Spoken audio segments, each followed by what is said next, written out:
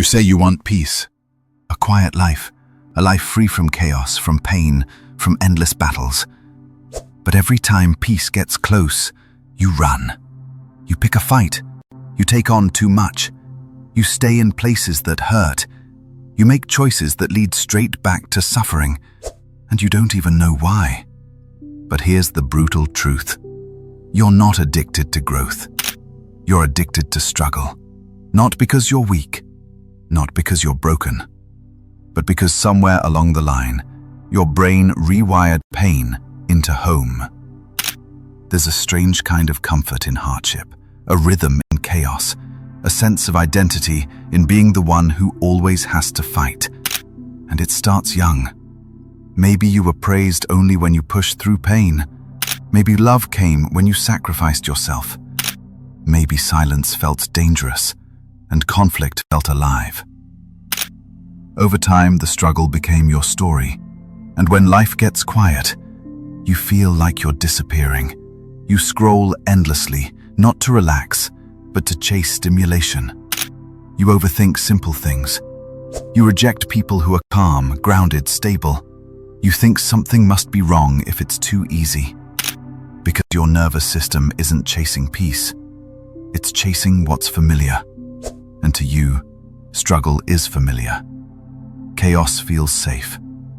Suffering feels earned.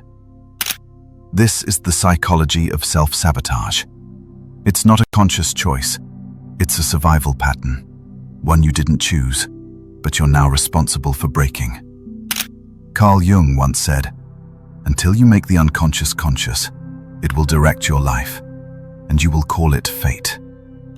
Most men call their endless struggle life being hard. But it's not life. It's programming. And the only way to escape is to confront the part of you that believes struggle is the only way to feel alive.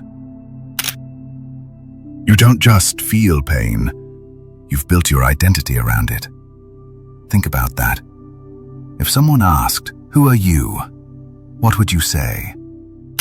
Most men answer with their wounds, the struggles they overcame, the trauma they survived, the battles they're still fighting. You say things like, "I've always been the one who gets abandoned. Nothing has ever come easy for me. People always let me down." And you think you're just being honest. But what you're really doing is defining yourself by your suffering, because it gives you something. Pain gives you a narrative, a story, a reason why you are the way you are, a way to make sense of why life feels so heavy. But here's the trap. The moment you identify with pain, you resist anything that threatens to take it away. If being the struggler is your identity, then healing feels like losing yourself. If you stop fighting, who are you without the war? If you finally get peace, what will fill the silence? This is why so many men sabotage calm relationships, why they procrastinate right before things get good, why they pick jobs that exhaust them, why they stay in environments where they're never seen, never heard, never respected. Because without chaos, they feel invisible. The man addicted to struggle doesn't want to suffer, but he's terrified of the emptiness he might feel if the pain finally ends. It's not that you can't heal. It's that healing would require you to let go of the one story you've told yourself your entire life, that pain is who you are. But pain is not your identity. It's your experience, a chapter, not your title. And unless you rewrite the story, you'll live in its loop forever. If struggle feels so miserable, why do so many people stay in it? Because struggle gives you something you don't want to admit, a hidden reward. There's a psychological term for this, secondary gain. It means even your worst behaviors serve a secret purpose.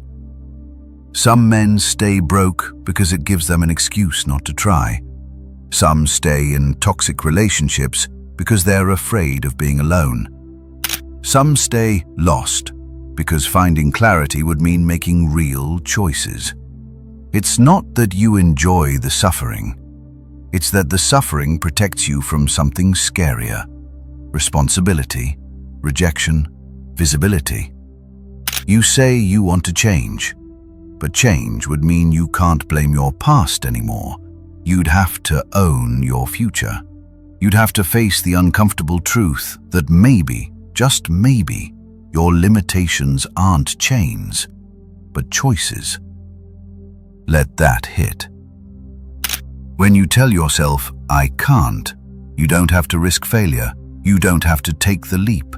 You don't have to become the man you say you want to be. Struggle becomes a shield, and comfort becomes the enemy. Self-sabotage doesn't always look like failure. Sometimes it looks like virtue. The man who never speaks up, he says it's humility. The one who avoids confrontation, he calls it peacekeeping. The guy who refuses to take the lead in his life, he calls it selflessness. But the truth, it's fear, dressed in noble clothes. Society rewards passivity when it's labeled kindness. It praises inaction when it's called patience, and it applauds weakness when it's masked as compassion.